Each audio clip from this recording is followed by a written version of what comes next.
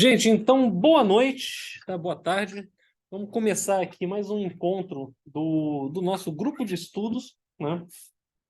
No outro encontro, eu tinha sugerido que a gente fizesse um salto, passando primeiro pelo capítulo 3 para depois passar pelo capítulo 2.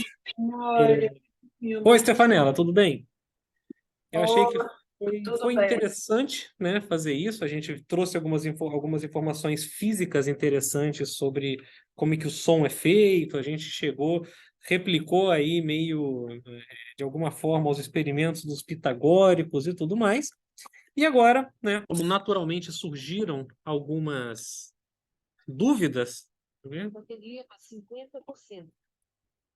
Como naturalmente surgiram algumas dúvidas no outro encontro, né, com algumas questões mais musicais, eu achei que fazia total sentido a gente interromper aqui o capítulo 2, o capítulo 3, para a gente voltar para o capítulo 2, falar um pouco mais de música, para quem não está familiar, e depois voltar para o capítulo 3, finalizando. Tá?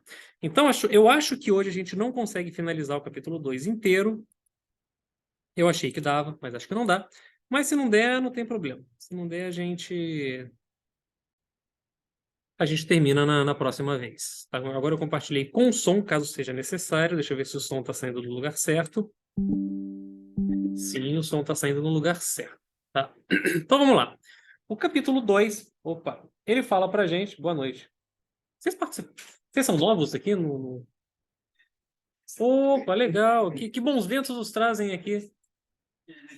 Ah, legal. Vocês são também. Isso aí, pode trazer intrusos. Tragam intrusos. Vocês são da física também? Do quê? Pintura, que legal. Pintura. Você toca alguma coisa além de pintar? Legal, legal. E você? Guitarra? Pô, maneiro. Legal. Temos intrusos chegando aqui, gente. Muito bom, muito bom. Eu aprendi recentemente a pintar em aquarela. Tô me divertindo. Gosto, é uma mídia bastante imprevisível. Tudo pode acontecer quando você dá a pincelada no papel. Você não sabe como que essa difusão vai acontecer. É caótico. Nossa, é maravilhoso. Me divirto. E fiz uns cursinhos online também, então não me digo tão artista quanto você, mas eu gosto de brincar e fazer umas coisas. Seja bem-vinda aqui. Então, né, o capítulo 2 do nosso querido livro, tá? Para quem chegou agora, a gente está lendo esse livro aqui, Garrett Loy. O nome do livro é Musymatics, tá?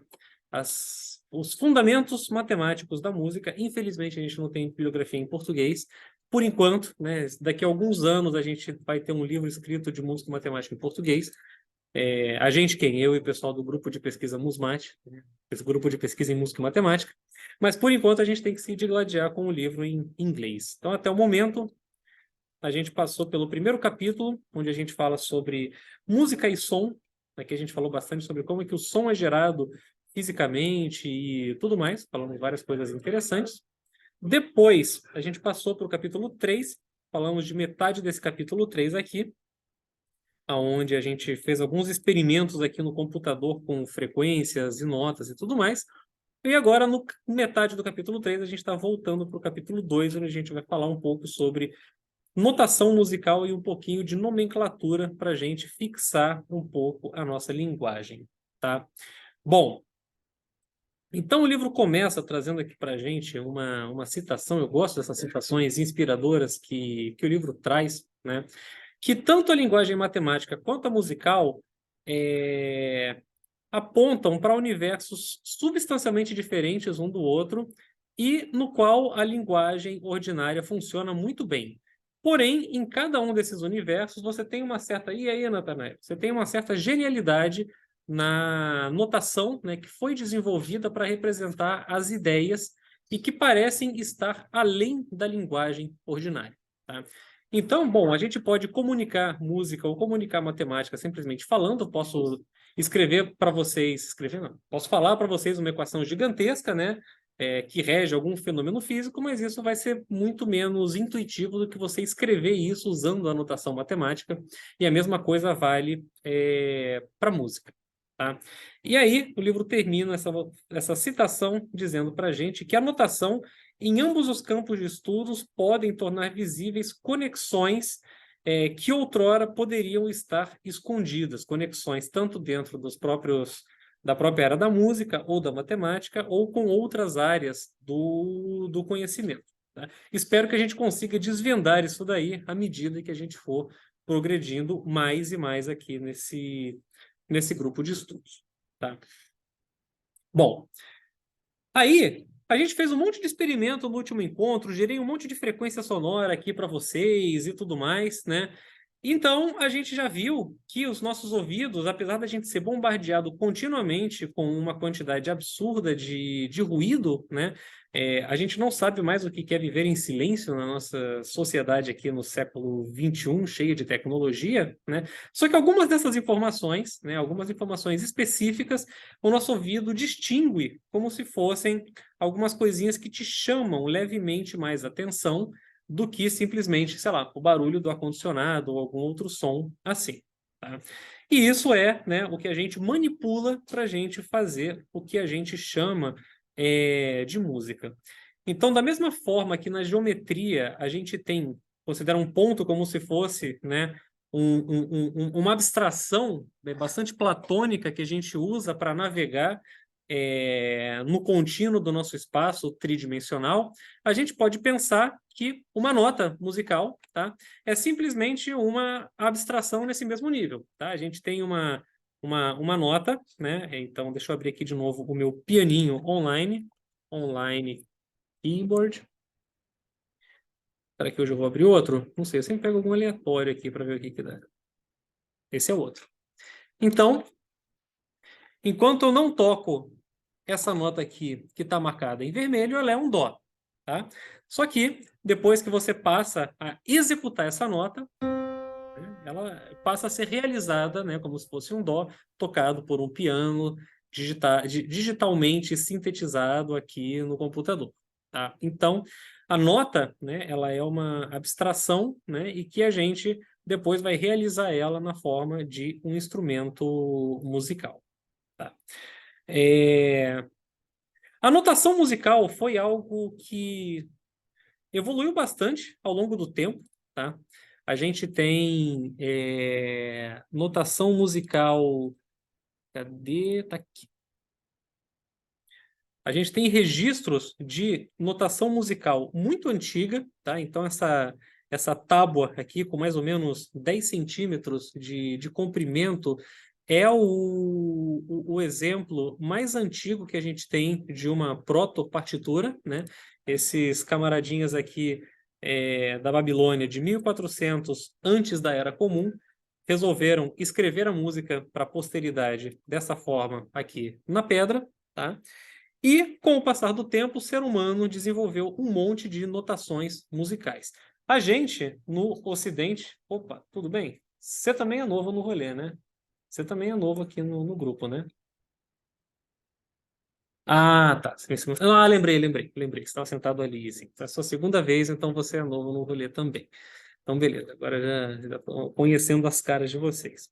Então, com o passar do tempo, né, a nossa cultura ocidental, ela criou algo que a gente conhece hoje em dia, né? Isso aqui evoluiu para o que a gente conhece hoje em dia como a partitura, tá? Isso daqui são exemplos preliminares da partitura, tá? São exemplos de como a música era notada na Idade Média. E para quem já sabe, né, para quem já viu uma partitura na frente, você vê aqui um padrão mais ou menos parecido, de algumas linhas com algumas bolinhas indicando algumas coisas, tá? Isso aconteceu graças ao monge beneditino italiano Guido d'Arezzo, que viveu entre os séculos XI e século X e século XI, e o que a gente vê aqui embaixo, né, uma representação moderna da partitura, pode ser pensada como se fosse essa bijeção entre esses símbolos que estão notados aqui na partitura com essas teclas aqui do piano. Então, essa nota aqui que eu estou passando mal, ou melhor, eu esqueço o que eu posso anotar. Então, essa nota aqui que eu estou pintando, ela corresponde a essa tecla aqui do piano. Essa nota aqui que eu acabei de pintar, ela corresponde a essa tecla aqui do piano. Tá? E assim sucessivamente. Beleza? E assim fica muito mais fácil que a gente comunique ideias musicais do que simplesmente falar, faz um dó aí para mim, né? Isso daí é uma coisa muito efêmera, isso se perde muito, e isso não é uma coisa que se perpetua a longo prazo. Tá? Então, vamos ver um pouquinho de como é que funciona a notação musical. Nesse capítulo, a gente vai tratar de algo que a gente chama da notação musical comum ocidental, tá? Abreviada por CMN, Western Common Music Notation. Tá? É, Isso é pouco abrangente, né? Porque, é claro, o Ocidente é uma parcela muito pequena, né, da cultura que foi produzida ao longo do tempo.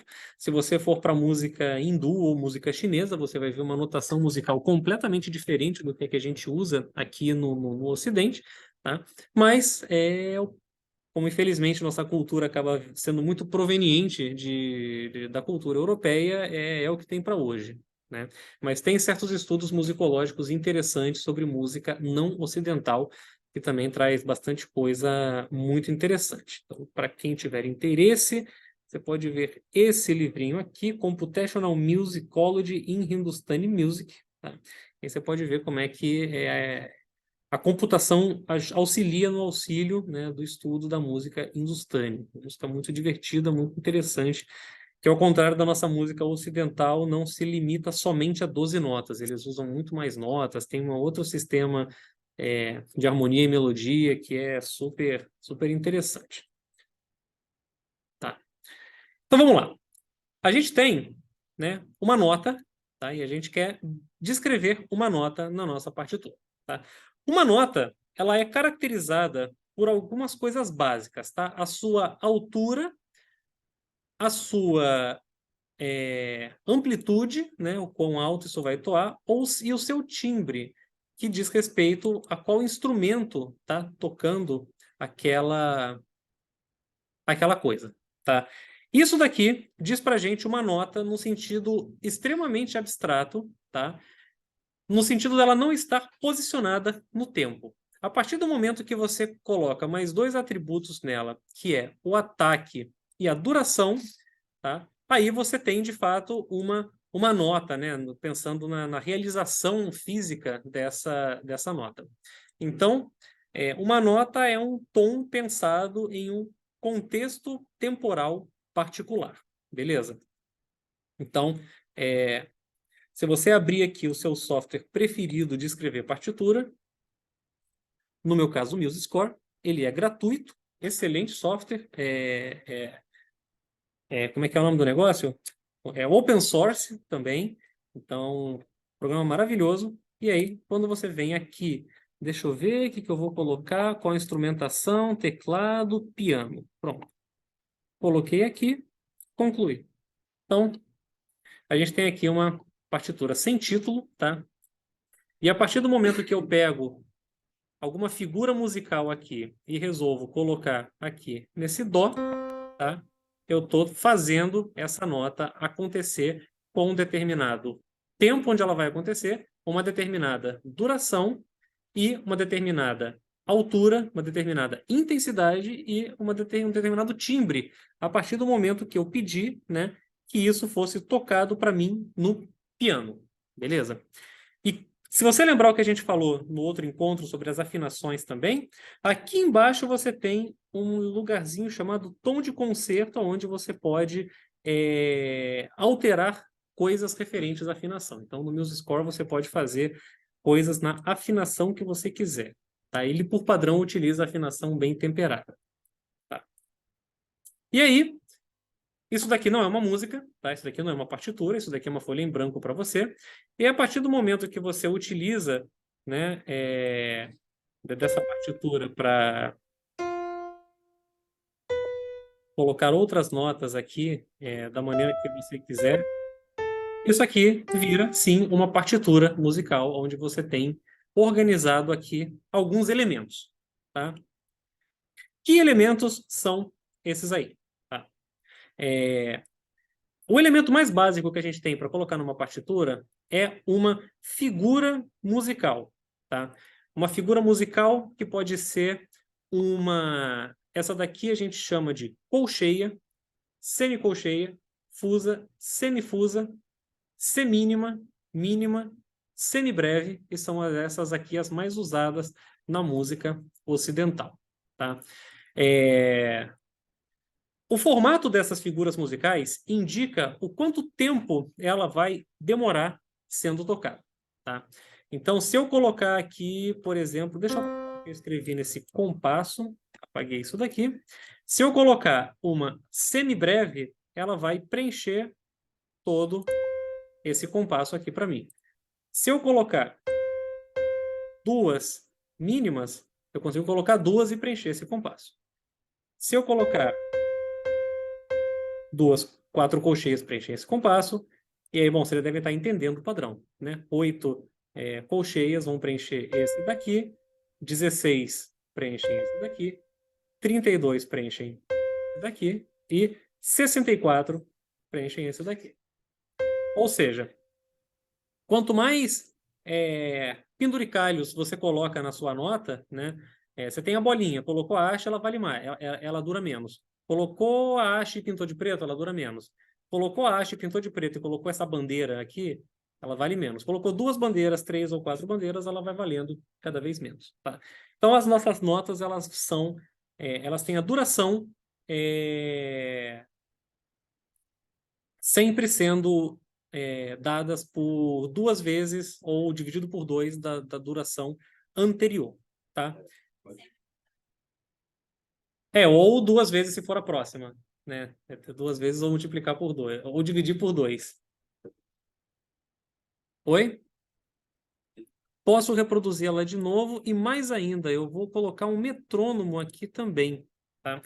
Porque aí a gente vai escutar, contar o tempo. Então, deixa eu dar um play aqui. Opa!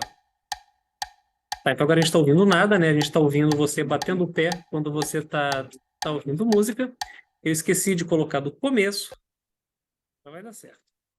Agora eu vou dar o play. 4.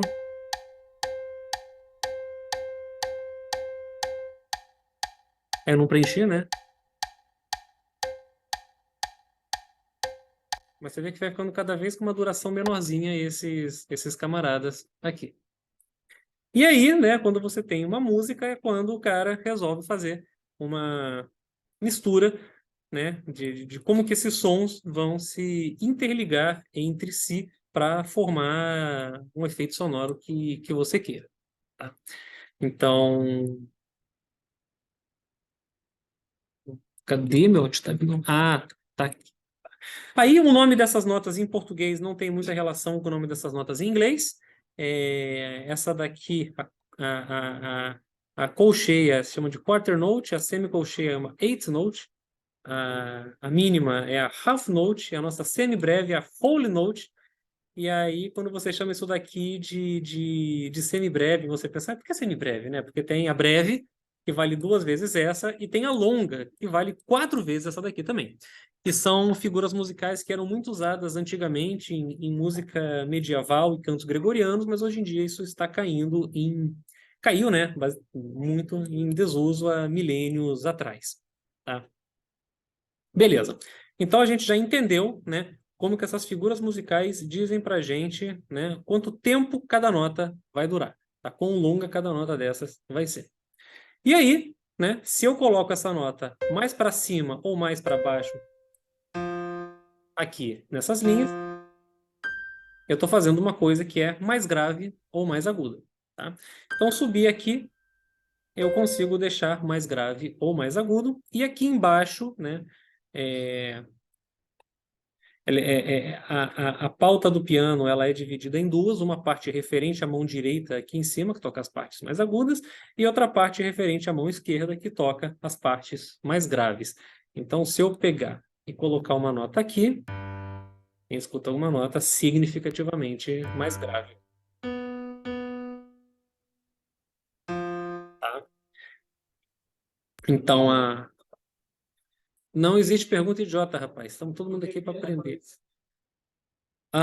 Então, já vamos chegar lá. Esse símbolo está aqui. Você está se adiantando, tá? Então, a altura que você posiciona a sua nota aqui indica quão grave ou quão aguda ela vai ser, tá? E o formato dela indica quanto tempo ela vai durar, tá? Essa figura aqui, esse símbolo que está aqui no começo, é chamado de clave, tá? E ele indica, né? Primeiro de tudo, ele indica qual que é uma nota de referência, né? Porque se você olhar, digamos que eu tampei aqui para você, né? Se eu estou mostrando só esse conjunto de 5 linhas para você, a princípio, você pode não saber qual linha que eu estou tomando como referência para fazer determinada nota, tá? Então, esse primeiro símbolo aqui é chamada a clave de sol. Por quê? Tá vendo que ela começa aqui com essa curvinha em torno dessa linha, né? Porque essa linha aqui, ela vai ser exatamente um sol, tá? Mais especificamente, tá? Não vai ser qualquer sol.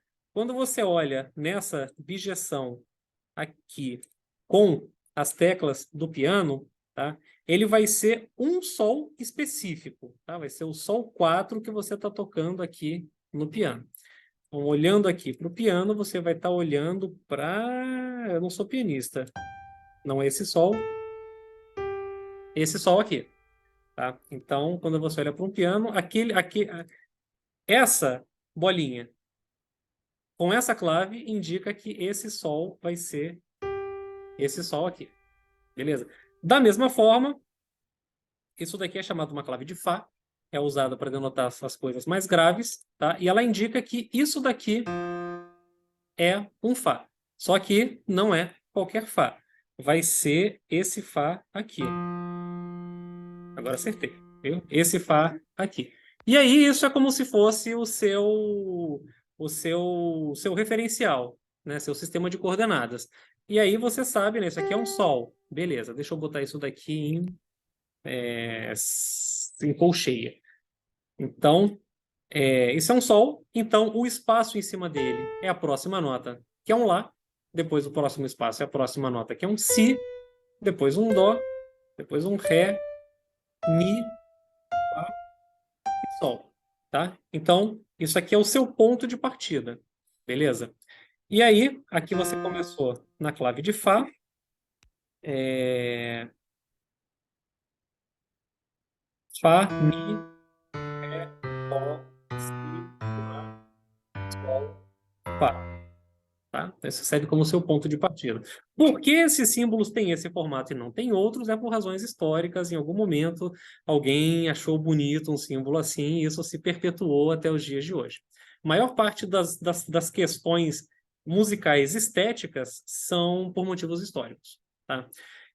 Por exemplo, se você quiser que esse camarada toque essa sequência de notas cada vez mais lento, né, diminuindo um pouquinho a velocidade, esse é um efeito que a gente chama de rallentando, uma palavra que vem do italiano. E todos os nomes que você coloca na partitura para dizer para o intérprete como ele deve tocar a música são derivados do italiano, por razões históricas também. Então, muita coisa é por motivos históricos que ficou desse jeito. Oi, pizzicato também vem do italiano, né? Staccato. E além disso, você tem a fatídica, a famigerada clave de dó, amaldiçoada, que ninguém gosta dela. Essa daqui, né? A clave de dó, né? Ela é meio que um intermediário entre o que acontece na clave de fá e na clave de sol, tá? Por quê? Você pode querer denotar notas que estejam por aqui, né? Digamos, você pode colocar essas linhas suplementares numa partitura para você denotar notas que estão fora do alcance das suas 5 linhas, tá? E você pode botar notas suplementares para baixo também, né? E aí você tem alguns instrumentos que eles operam exatamente nesse meio do caminho aqui. Então, se você fosse escrever esses instrumentos numa clave de sol, você ia escrever tudo aqui embaixo ia ficar muito difícil de ler. Se você for escrever tudo na clave de Fá, ia também ficar muito difícil de ler. E aí você cria uma nova clave, a clave de Dó, ou seja, ela indica o quê? Tem aqui esse bumbum, né? E aí ele indica que aqui no meio do caminho é um Dó. Tá? Qual o Dó, especificamente, é o Dó central. Esse Dó aqui. A viola, né, que é um instrumento de corda friccionada, opera usando clave de dó, por exemplo. O violão é um instrumento que poderia usar clave de dó. Você que toca guitarra, a guitarra opera exatamente muito bem nesse meio do caminho entre a clave de sol e a clave de fá. Só que não é isso que acontece. O que acontece é que a nossa clave de sol para violão, ela é uma clave de sol com um apêndice aqui embaixo, com esse oito pendurado aqui embaixo, né? Indicando que o quê? Se está sendo escrito para você tocar esse sol aqui, não é esse sol que você tem que tocar. Você tem que tocar o sol um pouco mais grave do que esse. Então, se no violão está indicado para você tocar esse sol aqui, né? Vamos escutar o que ele soa aqui. Foi um pouco mais grave do que o sol daqui, tá? Então, essa clave de sol com essa oitava abaixo aqui, ela indica, né? É uma alternativa para instrumento para você utilizar em relação à clave de dó.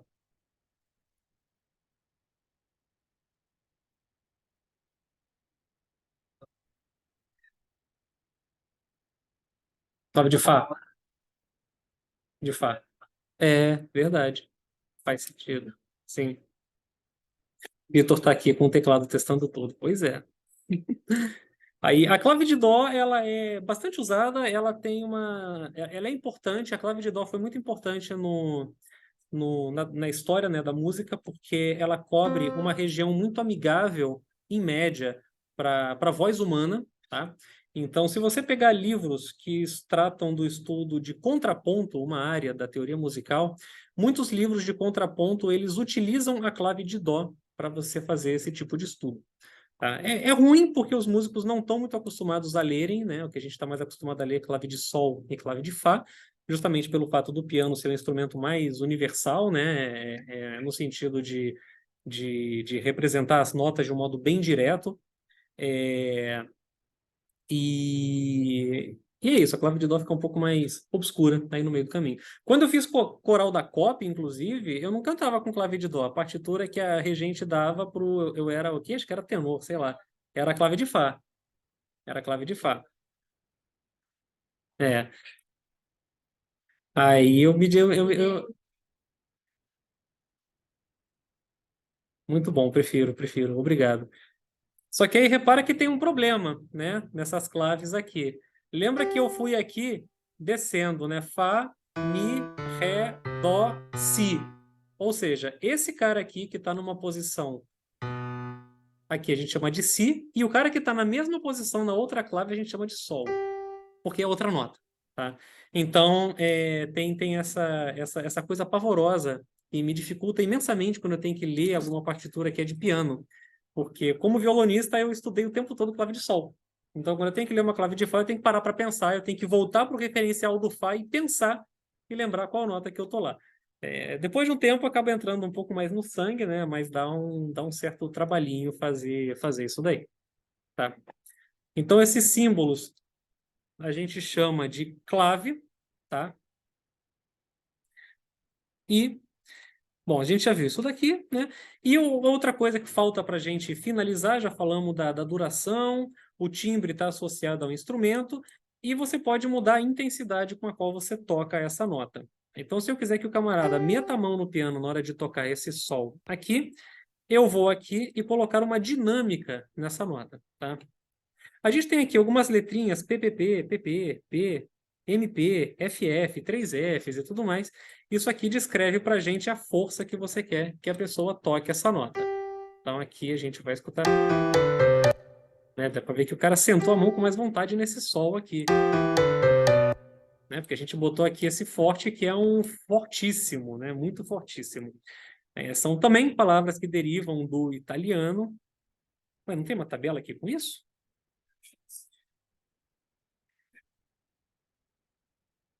Caramba, não sei, talvez tenha. Nunca parei para pensar nisso daí.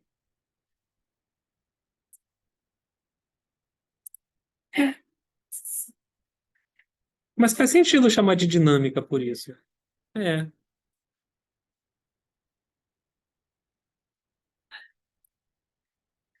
Ou é livre para o intérprete. Ou é livre para o intérprete também. As partituras do Bach é tudo livre para o intérprete. Ele fazia lá e foda-se, tu se vira para fazer. É uma característica das partituras barrocas, isso daí como um todo, né? Da música antiga. Você deixar tudo livre para o intérprete fazer do jeito que ele quiser, né? Aí você pode colocar coisas desde uma dinâmica praticamente inaudível, né? Que é do PPP, pianíssimo, até coisas mais moderadas aqui, mesopiano, né? Fraquinho, mas nem tanto. MF, forte, mas calma lá, né? Tenha modos, meu amigo, né? E tudo isso é muito subjetivo, né? Ninguém vai chegar para você e falar, olha, aqui você tem que tocar, apertar a tecla do piano com 38,15 newtons. Ninguém vai chegar para você e falar isso, né? É tudo muito, muito subjetivo.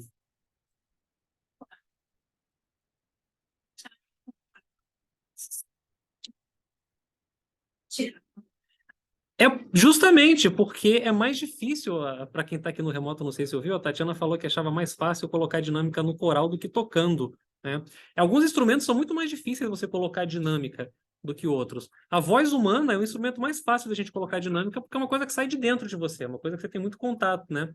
E o piano é um dos instrumentos mais difíceis de você colocar dinâmica, justamente porque você tem que impor uma certa pressão para colocar ali naquela tecla. É um instrumento que é muito menos tem muito menos contato, né, com o seu corpo todo, né, só com a pontinha dos seus dedos. Então, violão e piano, por exemplo, são instrumentos bem difíceis de você colocar uma dinâmica, e instrumentos de sopro são muito mais fáceis de você colocar uma dinâmica. Então, realmente, isso acontece. Tá? Na música contemporânea, né, as pessoas têm tido uma tendência meio contrária, que é prescrever muito tudo que o intérprete tem que fazer. Colocar todas as dinâmicas, onde que ele tem que aumentar, onde que ele tem que diminuir e tudo mais. Então, vou mostrar para vocês aqui uma música que eu estou acabando de escrever para violão, que aí a gente tem esse hábito de... Deixa eu pegar aqui uma parte, está aqui. A gente tem que prescrever para o intérprete tudo que ele tem que dizer, né? Começa forte, vai aumentando, diminui e tal. Então, é uma tendência mais comum que tem acontecido na música contemporânea. Espero que essa música seja tocada em algum momento no futuro, né? Não sei se eu consigo tocar essa música que eu mesmo escrevi. Ela está um pouco mais difícil. Vitor, é complicado. No violão eu demorei muito, assim. Hoje em dia eu não pratico violão com a mesma regularidade que eu praticava antes, né? Então, quando eu tinha meus 15, 16 anos, né, que eu não tinha nada para fazer da vida, só ir para a escola e voltar, eu tinha uma técnica muito melhor. Eu conseguia tocar sem errar uma nota. Assim, modéstia à parte, eu tocava muito bem. Só que hoje em dia eu acho que eu toco melhor porque eu sei o que eu estou tocando, né?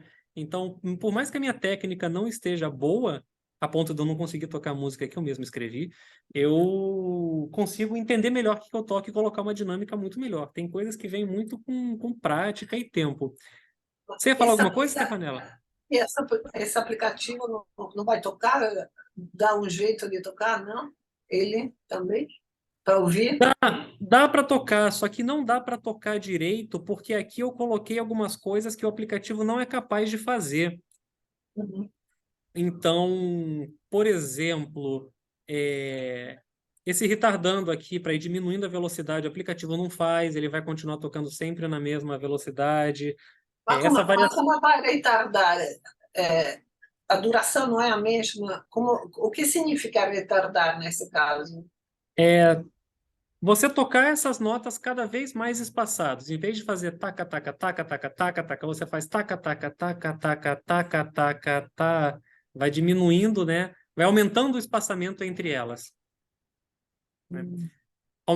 Vai aumentando o espaçamento entre elas de uma forma suave. É isso que significa essa anotação.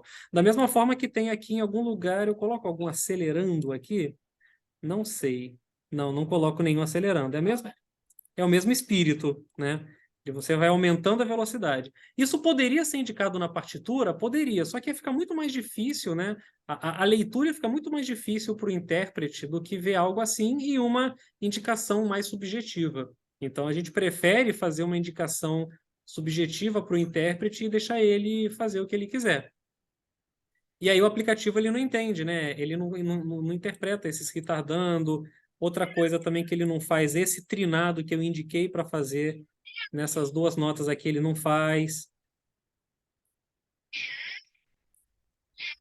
É uma pena que eu queria escutar minha música sendo tocada. Vai ficar... Se alguém tocar violão bem aqui. Pode ser. Aí, seu guitarrista, vai lá, hein? Vai. Toque para mim essa musiquinha. E aí, com isso, você consegue representar, né, na partitura, exatamente a mesma informação que está contida aqui, que foi o que a gente simulou no encontro passado, né? Uma nota sendo tocada, né, tem esse tempo de ataque até o som da nota começar, esse tempo no qual a nota é sustentada e esse tempo quando a nota vai morrendo, tá? Então, como a gente simulou esses experimentos na semana passada, né, a gente consegue construir isso daqui muito fácil no computador, só que para você comunicar para o intérprete é muito melhor você dar uma informação assim de um nível um pouco mais abstrato. E para mim essa é a graça da música, né? A música reproduzida por computador, para mim, acaba não tendo graça. O legal é você ver uma pessoa tocar, ela colocar o toque dela na interpretação, ela fazer até os erros dela, faz parte, tem que errar mesmo. É isso que dá o charme, né, humano. Não é pedir para o chat GPT tocar a música e ele fazer uma coisa perfeita e linda e maravilhosa. Ouvir a corda trastejando, ouvir aquele piano que já está zoado, você bate o martelo, não chega até a corda ainda, aquele piano que está desafinado, acontece. Opa, Rodrigo, manda aí, hein? O Rodrigo é aluno meu da computação de TCC, ele toca violão. Toca aí, toca aí. Eu vou mandar para você essa partitura quando ela estiver totalmente finalizada. Vou botar no grupo. Vou botar no grupo, ó. Eu também vou lançar aqui a braba, hein? Lançar aqui o desafio. Essa daqui já está finalizada, essa aqui já foi até tocada. A do piano. Eu tenho aqui uma obra para piano que eu escrevi também. Não quero lembrar-me mais tarde. Tá bom, faça isso. Né? Aqui tem, essa daqui é para piano, essa daqui já é mais. Aqui o Rodrigo já chegou a ver. Ah, não, aqui eu tenho que colocar várias indicações do que é sustenido e B quadro para ficar claro para o intérprete. Então, vou colocar isso aqui no grupo também. Tá? Então, já falamos aqui. Pô, para a turma do sopro, calma, Carol. Deixa eu aprender primeiro a compor direito, né? Em breve eu chego alguma coisa aí para. Isso aí. Em breve eu chego para a galera do sopro aí. Vou mandar essa partitura para vocês. Tá? Bom, então, para a gente continuar aqui, né? A gente já falou do que é o pitch. Pitch vai ser o nome que a gente vai dar para a altura percebida, né? Lembrando que a frequência das nossas notas ela cresce de forma exponencial, tá? Só que a nossa altura percebida, tá? É linear, beleza? Tá? Então,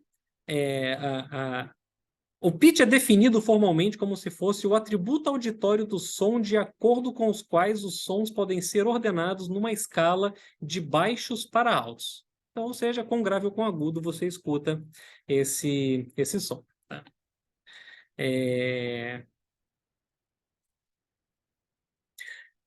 Como o pitch está associado ao que a gente escuta, né, só faz sentido a gente falar em pitch, né, altura, para as notas que a gente é capaz de ouvir, aquelas notas que têm vibração entre 20 e 20 mil hertz. Tá? Mas a frequência, não, a frequência pode ser qualquer coisa. Em teoria, você pode pegar esse piano aqui, fictício meu, estender esse piano aqui para a esquerda loucamente até você conseguir tocar uma nota que a gente não consegue ouvir. Isso não tem nenhum problema. Ou para a direita em notas também que a gente não consegue ouvir. Essas notas vão existir, elas só não vão poder ser consideradas alturas, né? Porque elas não estão dentro do que a gente é capaz de perceber, tá? A altura é algo que só é audível. Perfeito, perfeito. E aí, falando do que a gente falou na semana passada, né? A gente toma na nossa música ocidental como referência o Lá tendo 440 Hz, ou seja, esse Lá aqui. Que isso, alguém fez um Lá aí, né?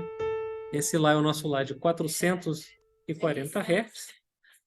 Exatamente. E aí, deixa eu ver se o livro. Eu estou querendo falar de algo. Tá, beleza. E aí, só para a gente fechar essa parte da representação aqui da partitura, né? Eu posso, por exemplo, pegar e fazer uma representação muito simples aqui. Digamos, Dó, Mi, Fá, Dó. Beleza. Só que a gente falou, né, na semana passada que a gente não tem só essas 7 notas aqui ao nosso dispor para fazer música, né? Na nossa música ocidental, a gente tem 12 notas ao nosso dispor. Tá? E a gente obtém essas notas, né? Se aparentemente eu já preenchi linha, espaço, linha, espaço, linha, espaço, linha, espaço, como é que a gente obtém as outras notas? Tá? Através de coisas que a gente chama de acidentes. Ou seja, eu peguei esse Dó e eu quero que ele seja uma nota intermediária entre esse Dó e esse Ré, eu coloco um símbolo de sustenido na frente dele.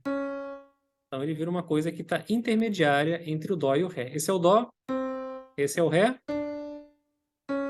e essa é uma coisa no meio do caminho, tá? Então você pode usar esse símbolo para botar uma coisa no meio do caminho, tá? Por exemplo, deixa eu colocar aqui um Ré sustenido também. Botei, tá? E você pode usar, então, o sustenido, ele aumenta a nota em meios, em um semitom, e o bemol, ele diminui a nota em um semitom. Então, se eu quiser alguma coisa entre o Lá e o Si, eu vou ter que colocar o Si bemol. Tá? Ou você pode colocar o Lá sustenido. Essas duas notas vão soar idênticas. Tá? Elas são iguais. Na nossa música ocidental, são chamadas de notas enarmônicas. Tá? E se você ver aqui no nosso pianinho, você já vai ver algumas delas aparecendo. Ah, não. Esse piano ele prefere indicar a nota pelo sustenido aqui pra gente, tá? Mas, por exemplo, esse aqui é o nosso Dó. Esse daqui é o Dó sustenido, mas ele também é o Ré bemol. Tá? Então tem essa ambiguidade aqui, que do ponto de vista físico não faz diferença nenhuma, tá? Na nossa música ocidental, Dó, e Dó sustenido e Ré bemol é a mesma coisa, tudo representado por essa tecla. Só que, para fins de teoria musical, isso é bastante diferente, tá? Não vamos chegar a falar dessas águas lamacentas da teoria musical por enquanto. Quem sabe depois a gente volte nisso daí. Beleza? Bom, uma música a gente não percebe, né? Ou melhor, a música já foi, durante um bom tempo, né, uma sequência de notas simples sendo tocadas. Tá? Se você procurar no YouTube por alguma coisa de canto gregoriano, né, que era um cântico que o pessoal fazia na igreja lá no século VIII, século VII, é lindo, é maravilhoso, eu adoro canto gregoriano. Eu sou uma pessoa esquisita que de vez em quando vai no YouTube ouvir canto gregoriano, mas canto gregoriano é algo considerado da música monofônica, ou seja, por mais que você tenha um conjunto de 10 pessoas cantando ao mesmo tempo, essas 10 pessoas estão cantando a mesma nota, tá? Ou seja, do ponto de vista da abstração da partitura, é isso daqui, tá? É só uma linha de notas que está acontecendo, mas sendo realizada por um conjunto de pessoas cantando. Com o Renascimento, né, um pouco antes do Renascimento, a gente teve o advento da música polifônica, tá? Que é quando a gente tem mais de uma nota acontecendo ao mesmo tempo. Tá?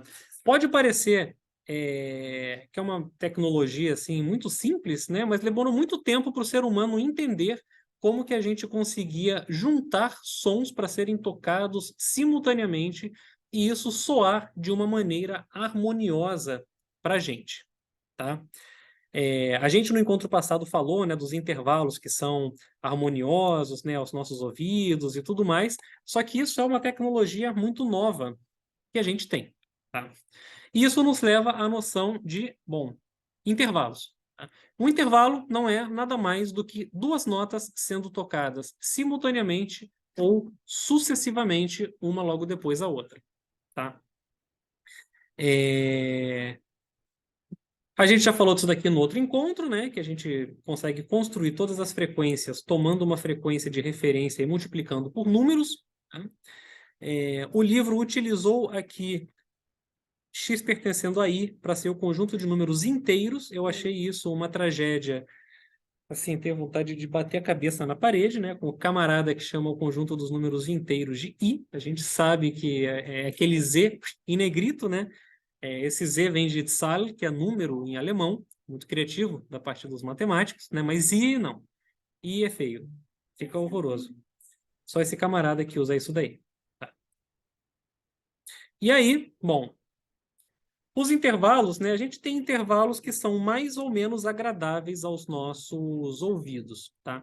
Então, o intervalo mais agradável para os nossos ouvidos é quando você toca uma nota e uma nota uma oitava acima,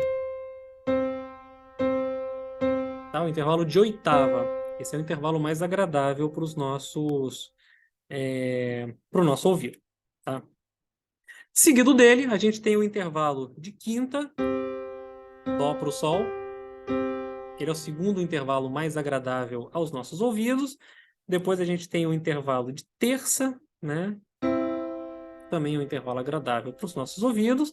Ou a gente pode ter umas coisas esquisitas, como o intervalo de dó para o fá sustenido, que soa bastante estranho, ou o intervalo de dó para o dó sustenido, que soa, né, bastante dissonante também, tá? Foi? Da sinalização do trem, é mesmo. Para você ficar alerta, né? Para você ficar alerta com isso daí. O que a gente viu na semana passada para explicar isso daí, né, era relacionado com os experimentos lá dos pitagóricos. Se você pega a frequência do dó e você quer obter a frequência desse sol, basta você multiplicar a frequência do dó por 3 meios. Então, eles estão relacionados por uma fração simples, tá? Não é a explicação que eu mais gosto de dar. Eu prefiro de uma explicação que seja sensivelmente mais física, envolvendo a série harmônica. A gente falou disso na semana passada, eu vou relembrar isso também na outra semana, tá? E aí, o que é mais importante da gente falar agora é que a gente dá alguns nomes para os nossos intervalos, tá? Então, a gente chama o intervalo de dó com dó de uníssono, tá? De um dó para um ré é uma segunda, ou seja, você tem uma nota e depois a outra, né? Você tem esse espaçamento de duas notas. De um dó para o mi é uma terça, de um dó para o fá é uma quarta, dó para o sol uma quinta, dó para o lá uma sexta, dó para o si uma sétima e dó para o dó uma oitava, tá? Esses são os nomes que a gente dá para os intervalos. Aí a gente pode colocar apêndices nesses intervalos, tá? A gente tem, por exemplo, vamos pegar o intervalo de dó para mi, que é uma terça. A gente pode ter uma terça maior, ou eu posso colocar o mi bemol, e aqui a gente vai ter uma terça menor, tá? Tem uma característica um pouco mais fechada, um pouco mais escura, tá? Então, isso que dá característica aos nossos acordes. Então, você tem aqui o acorde de Dó maior, formado pelas notas Dó, Mi, Sol, ou você tem o acorde de Dó menor, que é formado pelas notas Dó, Mi bemol, Sol. Tá? Então, um tem uma cor muito mais aberta e outro tem uma cor muito mais fechada. Tá? Faz sentido? Né? Oi? Do Dó para o Sol é 2/3. Do Dó pro Mi bemol, vamos ver aqui. Não me lembro de cabeça. Maldito Pitágoras. Na verdade, a gente sabe que não é fração, né? Porque a gente está olhando no esquema bem temperado e não é fração. Então, do Dó pro Mi bemol, a gente já fez isso no encontro da semana passada. Encontrá-lo-emos. Gastando aqui minhas mesóclises.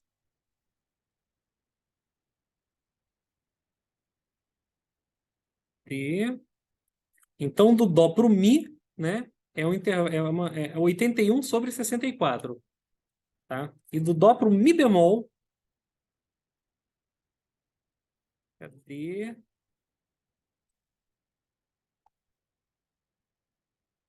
Não, quero isso aqui organizado. Dó para o Mi bemol é 32 sobre 27.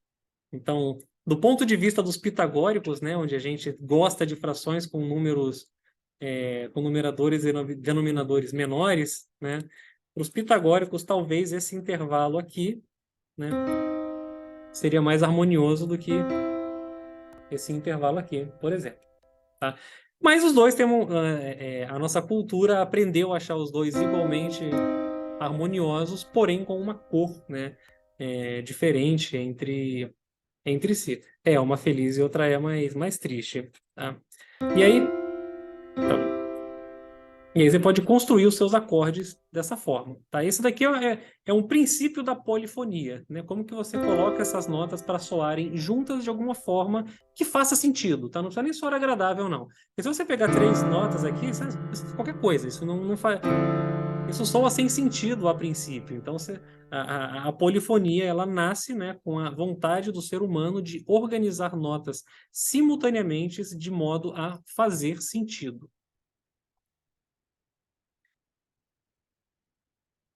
Aí o capítulo 2.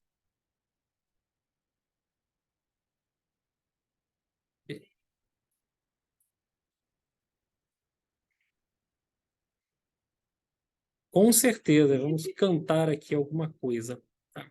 Então tem toda essa taxonomia, né, de intervalos que o ser humano cria, né, para fazer categorizações dele. Isso é importante para você construir música, né? Tem algumas inconsistências na linguagem, por exemplo, dó para o mi é uma terça, mi para o sol é uma terça. Se você concatenasse esses dois intervalos, né, 3 mais 3 dá quanto? Dá 6. Só que de dó para sol é uma quinta.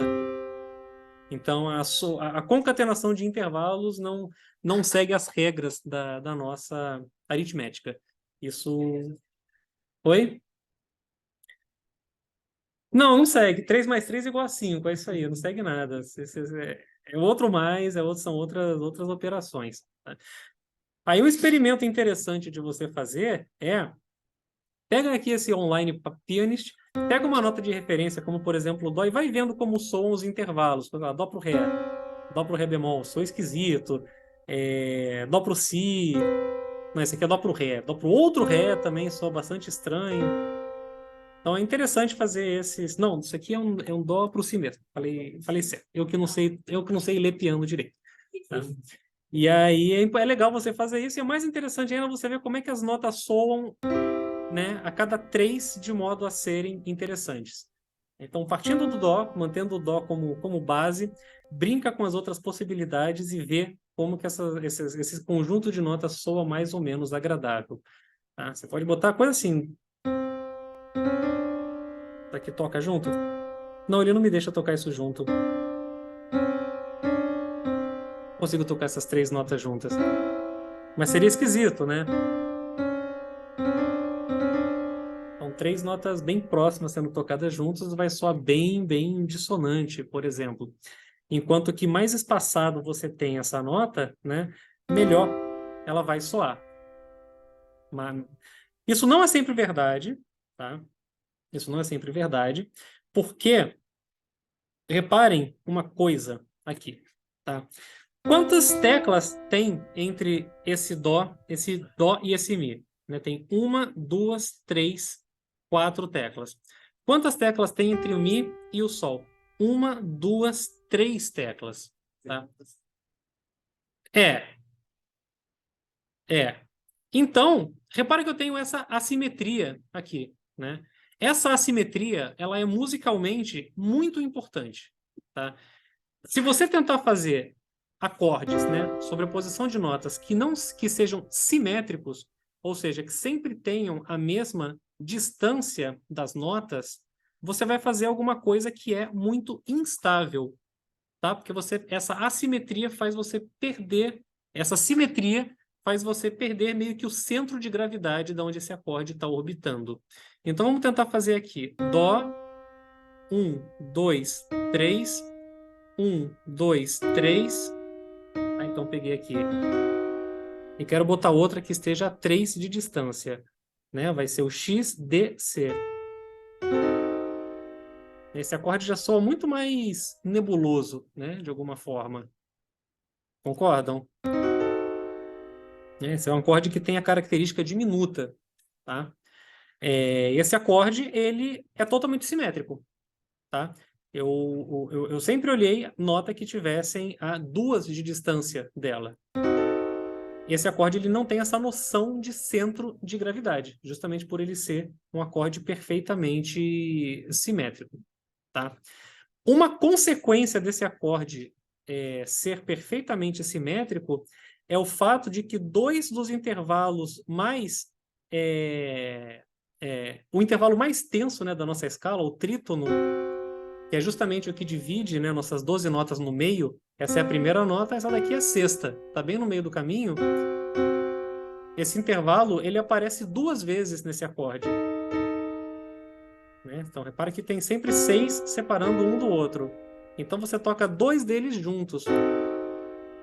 Então, a consequência de você procurar por esse acorde que não tem um centro de gravidade é você encontrar um acorde que seja extremamente mais instável, que traga uma tensão para você.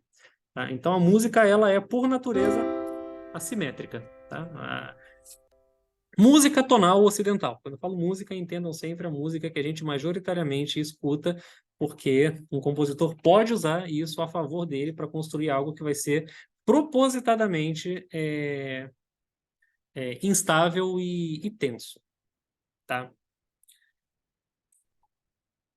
Bom, então uma outra parte importante, né, agora que a gente falou um pouquinho de acordes, é ver a maneira como a gente organiza essas notas na horizontal, né, na nossa partitura.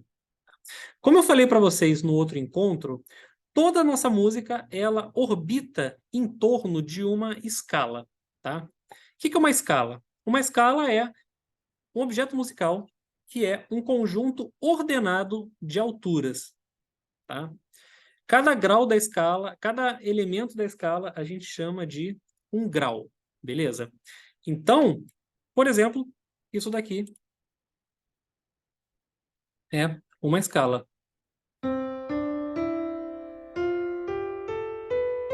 Né? Dó, ré, mi, fá, sol, lá, si, dó, toquei essas 7 notas aqui e isso forma para mim a escala de dó maior, beleza? E aí, né, isso daqui pode ser um centro de gravidade em torno do qual uma música hipotética vai orbitar. Tá? A escala, ela está fortemente associada com razões culturais, tá? Então, a gente chama essa escala de escala diatônica e a gente viu na aula passada como que essa escala é construída, né? Ela surge naturalmente quando você faz o experimento lá dos pitagóricos de empilhar notas que estão separadas por um intervalo de frequência de 3 meios, tá? Então, se você começa nesse dó, se você voltar uma quinta, você vai ter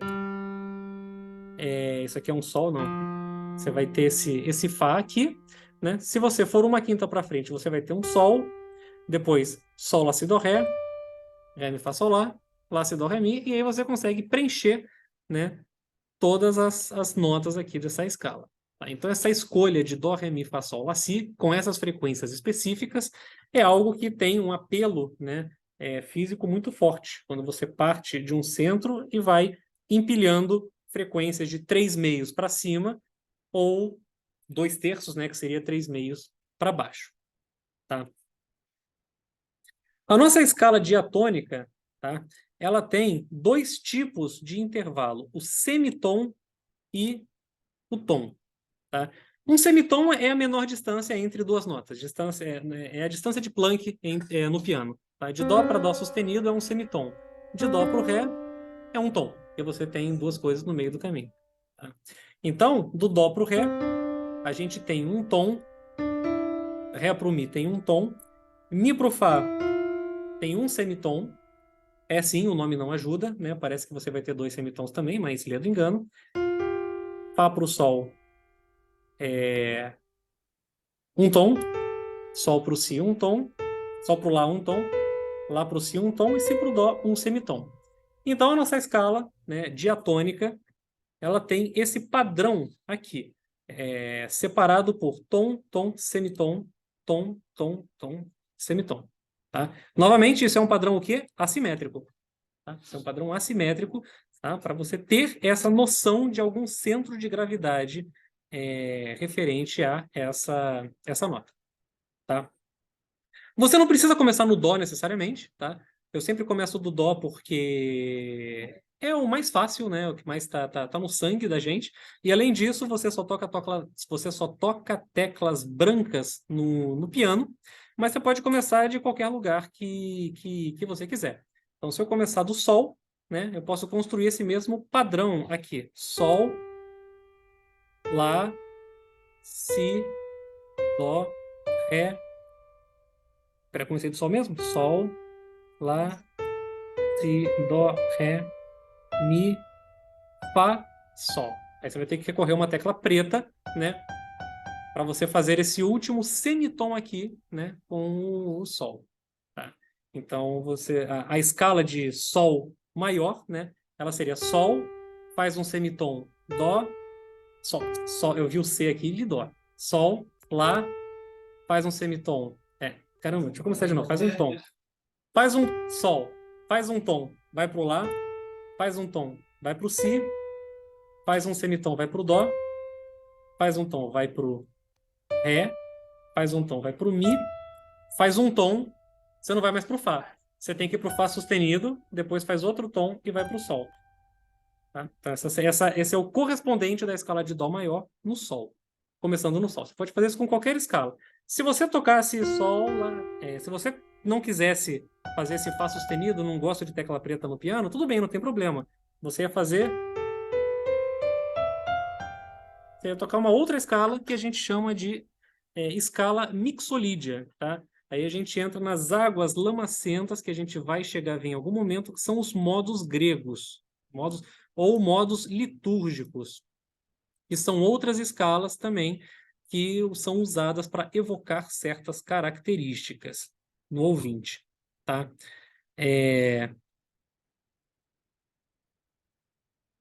Aí uma coisa interessante, né?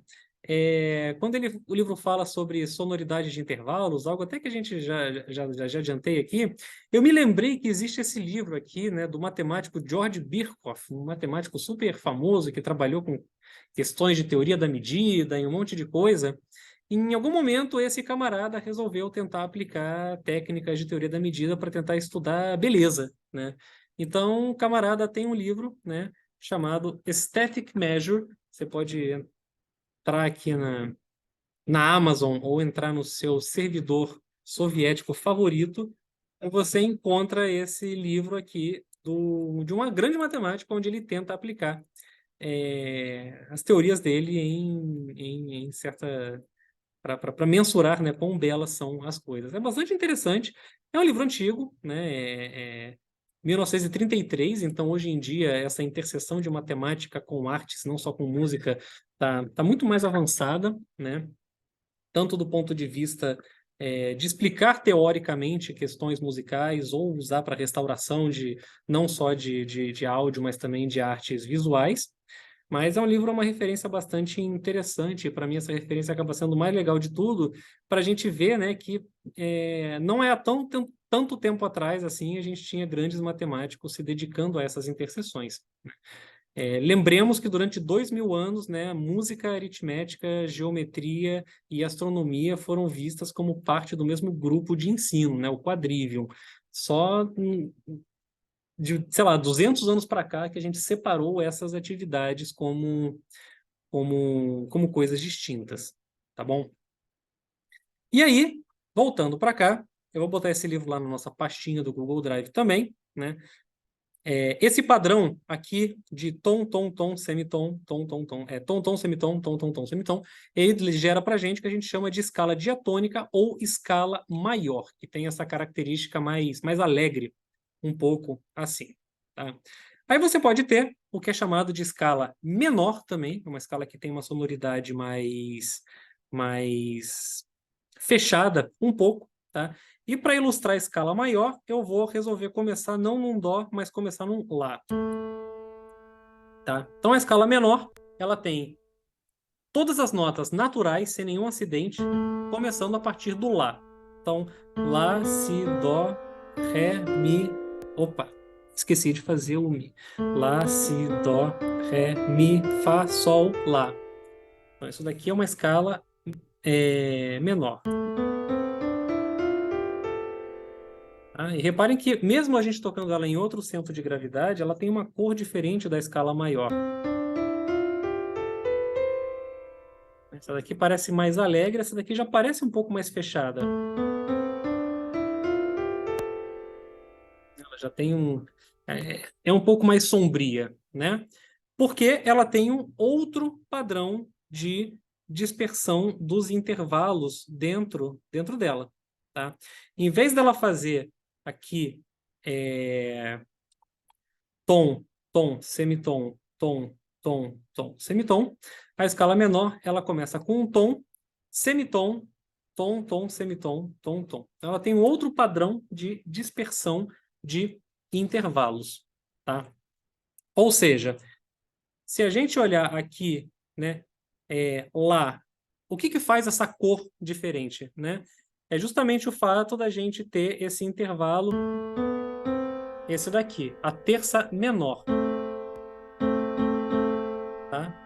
Esse intervalo ele tem uma característica mais fechada do que a terça maior, que seria esse daqui. Essa escala acaba tendo um tom um pouco mais fechado do que a escala maior, tá? Aí, essa escala ela tem um problema, né? Qual que é o problema dessa escala, né? Ela não tem uma nota que é extremamente importante para música ocidental, que é a sensível. O que que é a sensível, né? Deixa eu tocar de novo a escala de Dó maior. Dó, Ré, Mi, Fá, Sol, Lá, Si. Esse Si está ali na beira do abismo, quase pulando para virar um Dó, né? Então essa nota aqui, ela é chamada sensível, né? Aquela que está a um semitom da nota que dá nome à sua escala. Então, se você tocar essa escala menor, como eu construí aqui, Lá, Si, Dó, Ré, Mi, Fá, Sol, ainda tem uma coisa no meio do caminho para depois ir para o Lá. Então, não está tão na beira do abismo assim, essa última passagem para dar uma sensação de resolução na escala. Aí, a galera criou uma escala menor, chamada escala menor harmônica ou melódica, nunca lembro qual que é o nome. Essa é harmônica, né? Aonde você simplesmente fala, tudo bem, em vez de eu tocar um sol, eu vou tocar um sol sustenido, porque eu tô com vontade. Então eu vou fazer Lá, Si, Dó, Ré, Mi, Fá, Sol, Sol sustenido. Não, perdão, não toco Sol sustenido, não toco Sol. Si, Dó, Ré, Mi. Né? Aí ela tem essa nota que tá aqui na beira do abismo para ir pro Lá. Ela tem uma. Para mim, ela tem um ar meio misterioso, meio místico, alguma coisa assim. Tem uma coisa meio oriental aí, né? Isso acontece por causa desse intervalo aqui, ó. Lá, Si, Dó, Ré, Mi, Fá. Agora eu tô fazendo um salto de 3 semitons. Fá, Sol, Lá, né? Esse salto é grande, né? E aí, antigamente, né? Isso é difícil para quem está cantando fazer um salto grande de 3 semitons. Aí o que que o pessoal resolveu fazer, então? Falou, tudo bem, em vez de você tocar um Fá, toca um Fá sustenido. E aí a escala maior, a escala menor vira a escala menor. Essa é qual? Melódica. Eu sou terrível com esses nomes.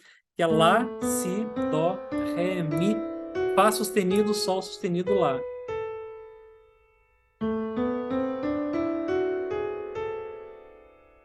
Outra espécie de escala menor também que as pessoas têm.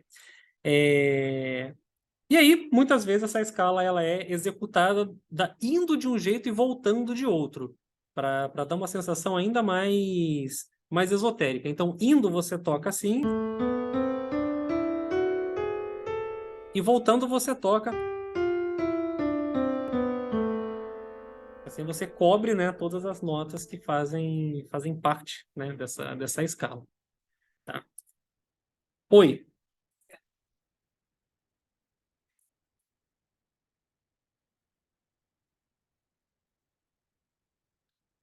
Então, você começando nas teclas brancas a partir do Sol.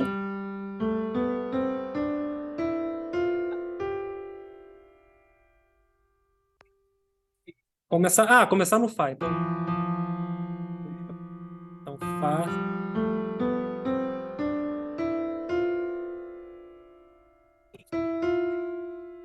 Sim, mas você tem um semitom aqui. Sim. Ah, puta. No Fá, qual que é o nome dela? Deixe-me ver aqui. É algum modo litúrgico também. Não sei se o livro traz o nome dessa escala aqui pra gente.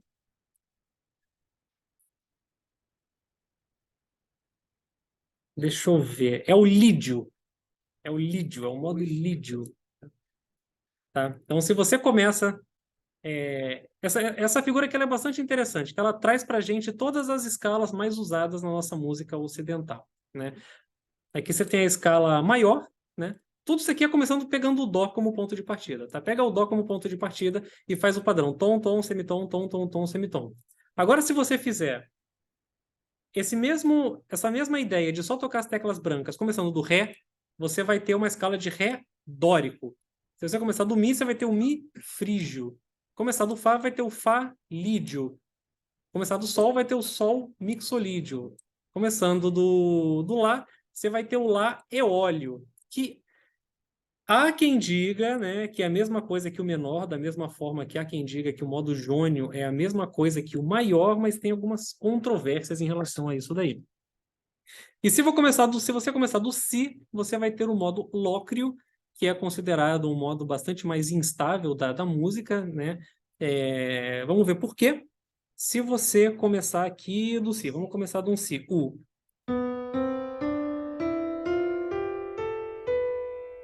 Parece tão esquisito, né? Mas vamos notar quem que é a nota. Aqui a gente começou a um Si, né? Qual que é a nota que está 6 semitons acima do Si? 2, 3. Essa daqui, né? Esse Fá, tá? Ou seja, Si, Dó. Essa é a única escala, né, dentro dessa sete que ela ocorre dentro dela esse intervalo de trítono.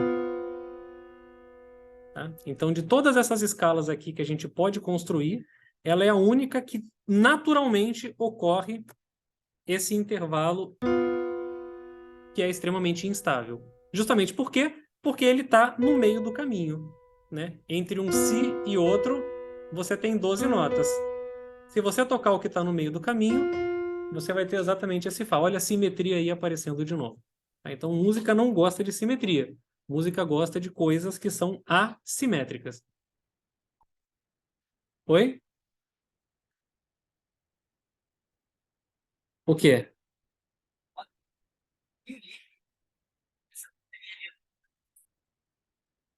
Sim, mas o lídio não tem trítono. Não, não tem. Aí há quem diga que o lócrio não dá para ser usado na música porque ele faz coisa feia, ele não soa bem e tudo mais. Aí eu vou mostrar para vocês, né? Vou deixar esse link lá também. Cadê? Tem algumas músicas de videogame que são feitas nesse modo lócrio, tá? Em particular, para quem gosta, para quem já jogou Doom, né? O Doom primeiro para computador, aquele antigão, né? A trilha sonora principal do Doom é feita no modo lócrio. Então vamos escutar aqui.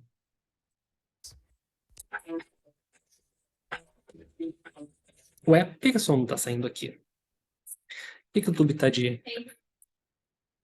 Oi? Tem o trítono, mas não com a fundamental. Tem? Ih, caramba, eu estou redondamente enganado aqui.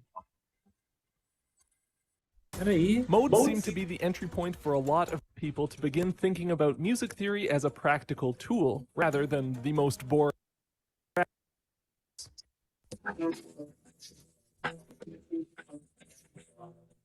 At Doom's Gate, from the original Doom, shows us a perfect example of this. The main guitar riff takes a walk down the Locrian scale from the root E to its flat fifth, B flat, and fills in the space between each note with chugging low E's.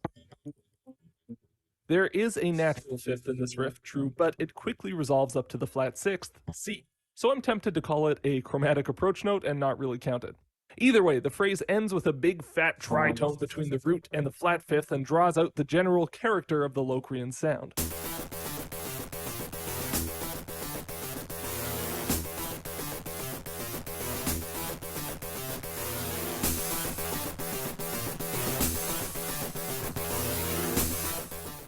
Sounds pretty.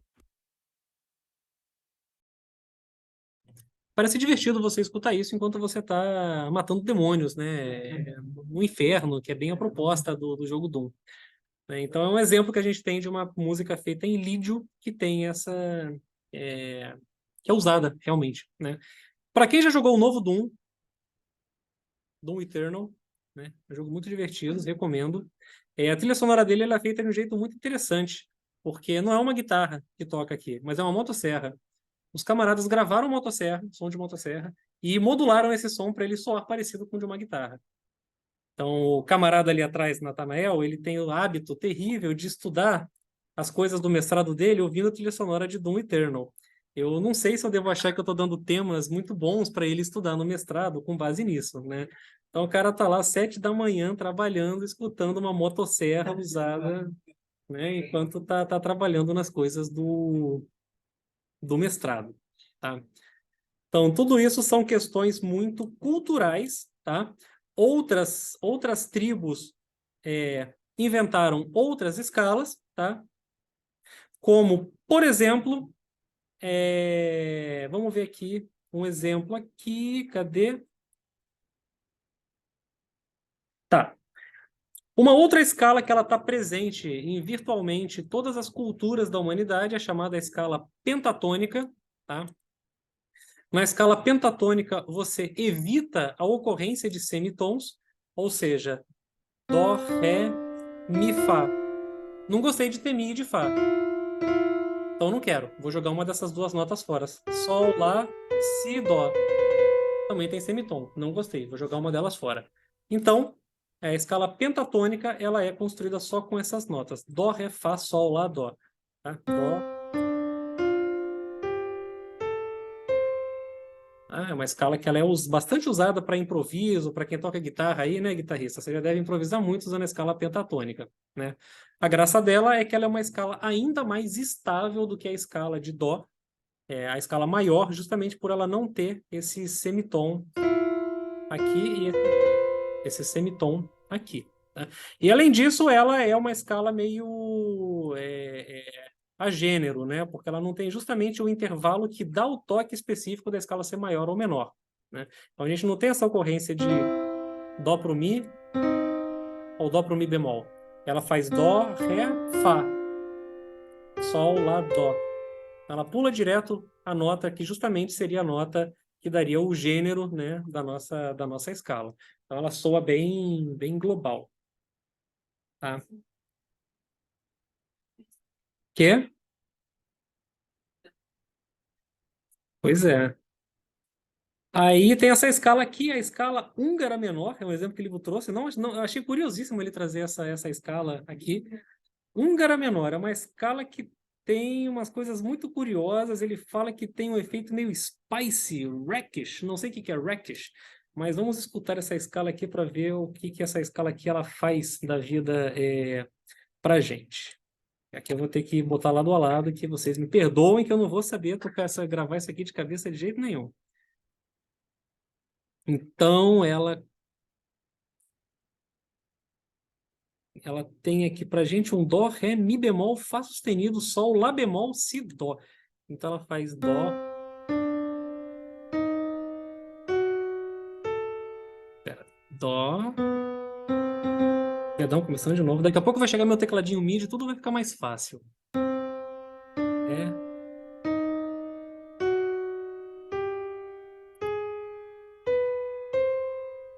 Bonito, né? Eu já achei bonita a sonoridade dela. Vamos tocar de novo.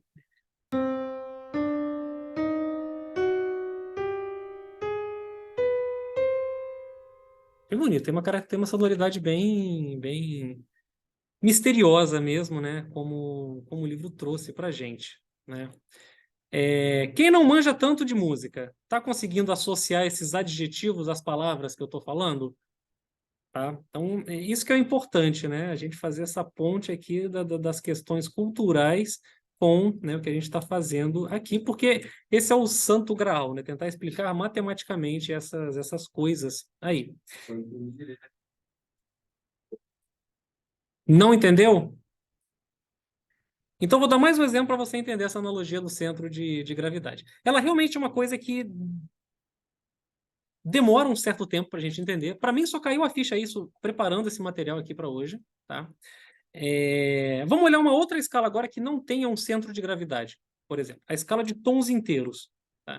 Ou seja, em vez de você fazer tom, tom, tom, semitom, fazer qualquer padrão assim, você fala, não, foda-se, quero fazer só tom, né? Tom, tom, tom, tom, tom, até chegar no final. Então aqui eu vou ter a seguinte escala: dó, ré, mi. Agora eu não posso mais ir para o fá. Eu tenho que ir para o fá sustenido, não posso mais ir para o sol, tenho que ir para o sol sustenido, lá sustenido e dó. Então vamos tocar de novo aqui essa escala.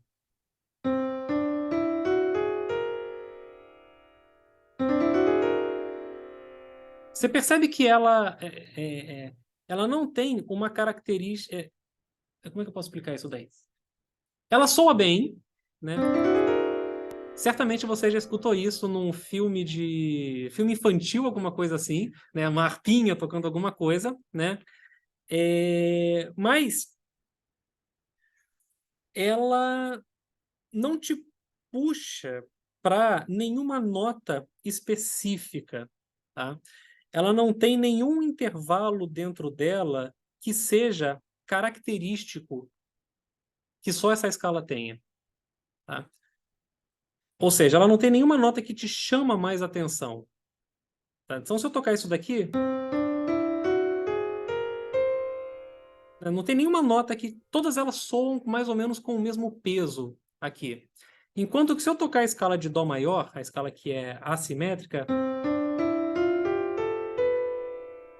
você tem essa penúltima nota que pede para ser resolvida no dó, né? Consegue perceber?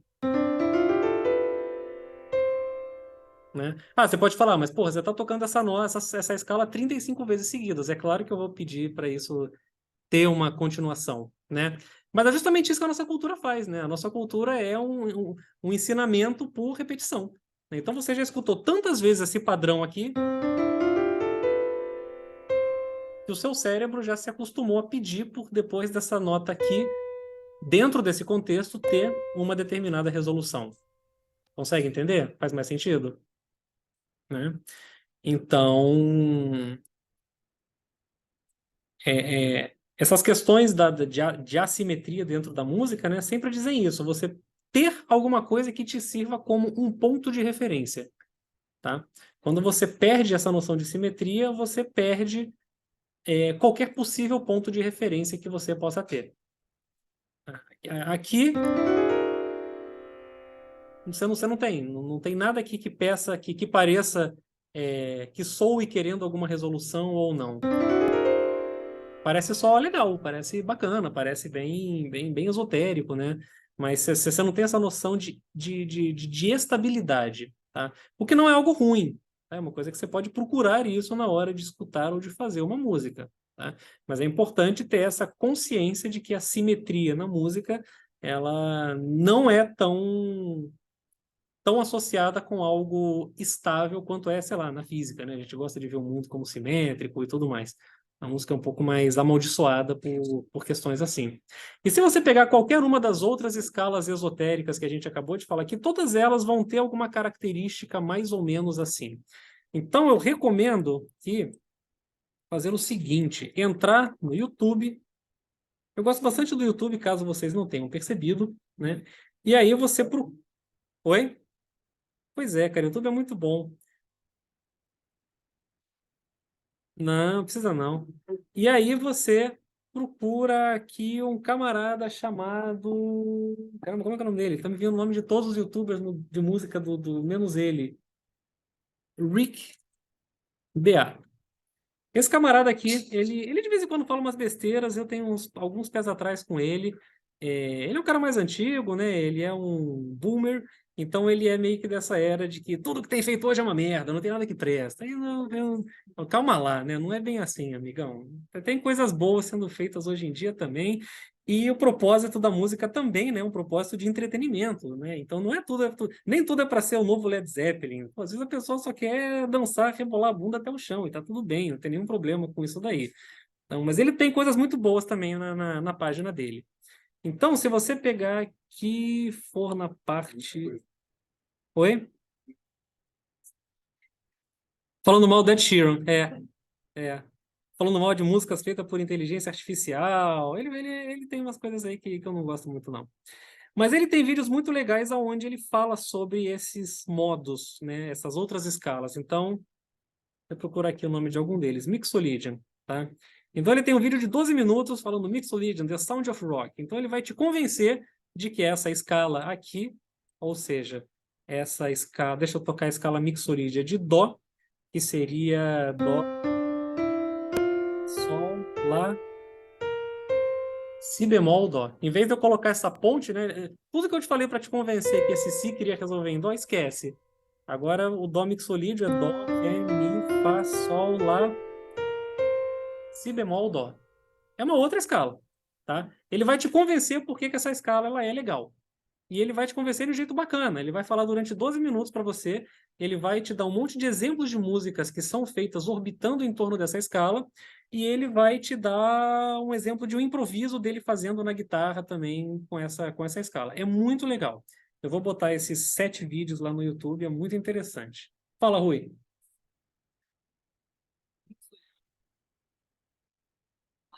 Sim, o mixolídio é usado muito na música nordestina. O mixolídio ele tem um som meio árabe, parece meio egípcio também, é curioso. Conservador, só nas thumbnails que eles dão bastante clickbait. Ah, mas já vi vídeo dele falando bastante mal de coisas, Rodrigo, que eu fiquei meio, pô, não é bem assim, cara, calma lá. Aí fico meio, enfim. É porque eu já fui essa pessoa, né? Eu já fui a pessoa que falava, funk não é música, já fui essa pessoa que falava esse tipo de coisa. Aí depois eu entendi, né, que, bom, é uma manifestação de uma determinada cultura. Eu posso não escutar voluntariamente, mas não é menos música por causa disso. Tá. Bom, gente, acho que vamos fechar por aqui, então, tá? Na semana que vem a gente continua fechando o capítulo 2 e o capítulo 3, beleza? Eu parei aqui justamente porque para falar novamente sobre a questão da fundamental e das parciais, semana que vem eu vou trazer um pouquinho de série de Fourier, trazer uma matemática aí mais interessante para a gente meter a mão na massa, tá? E essa semana não consegui preparar exatamente esse material que eu queria, porque tá rolando Conhecendo a FRJ e eu tô lá falando, contando umas mentiras para os alunos. Então, daqui a 2 semanas não tem encontro, por quê? Daqui a 2 semanas SA, que apresentação de vocês? Está pronta? Pois é, preparem a apresentação então, vamos conversar, aguardem-me. Tá? Então é isso aí, gente. Vou parar aqui a gravação.